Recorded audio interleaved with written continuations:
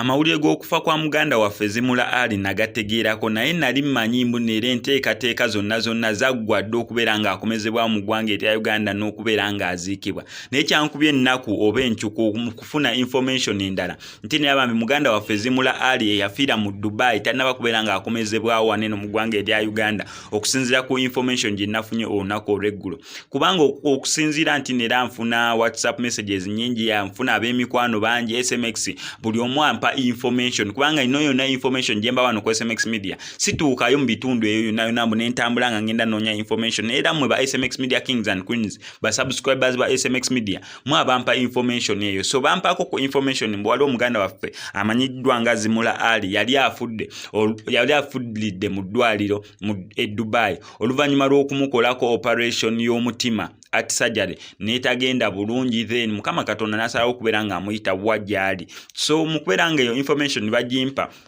nenjitegeera nali ngenda kukola story naye nempifiringa nga kiyinza obuteetaagisa kubeera nga nkola story. Naye ate ekisinza okunkuba ennaku kwe kufuna information olunaku olwaliro nga wayiseewo ennaku eziwerako oluvannyuma lw'okufa kwe nga eŋŋamba mbuneera Zimula Ali tannaba kubeera ng'akomezebwa wanino mu ggwanga erya Uganda. Naye ne bampa ne information oba akapapula akalaga procedure ki omuntu gy'alina okubeera ng'ayitisibwamu okubeera nga okomezebwawo oba okomyawo omulambo oba omuntu abeera afudde mu ggwanga oba ku butaka bwe.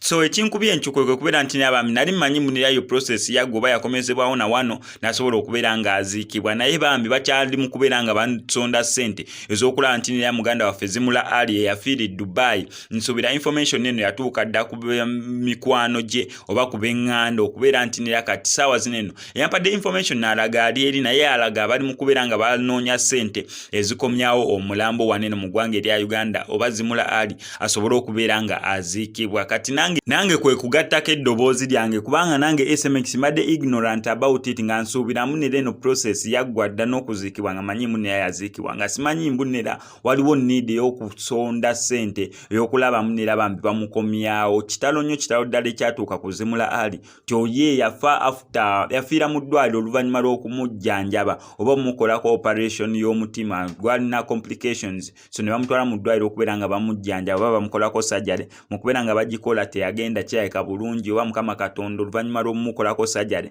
n'obulamu bwe ne bukendeera n'asobola okubeera nga afa. Naye ssaawa zino eno process gye balimu yakubeera nti ne abali mu kusonda ssente y'okulaba nti nera omulambo gwe gukomezebwawo ku butaka waneno asobole okubeera nga aziikibwa. Information gye mbadde sisuubira nti nera eri ku eyo stage nga manyi mbunze buli kimu kyaggwa dda. Kati gwe nawe namanyi Zimula Ali mukwano gwa Zimula Ali ana contact ku bantu ba Zimula Ali osobola okukolawo kyonna ky'osobodde okulaba nti nera ocontributinga eri gye bali okulaba nti nera muganda waffe asobola okubeera nga akomezebwa wanino ku butaka asobole okubeera nga aziikibwa. Amanya eddoboozi nsigadde nze mu SMX wanino tuba ne updates buli lunaku buli ssaawa. Story wegirayo tugikola naye ng'ekisinga okubeera ekikulu wano ku SMX Media ti stories zaffe tuziconvertinga ne zibeera nga ziwewuka datawo aleme kubeera nga agenda mungi ate nga tuli open eri oyo muntu yenna yenna awulira nti nera ayagala okubeera nga alanga naffe wano ku SMX Media. Kasita business ebeera legit, services zo providing nga ziri legit, kasi bya bufere oba bya kubeera nga okulutanya abantu oba kupalapalanya abantu wano tujja sobola okubeera nga tukulangira business yo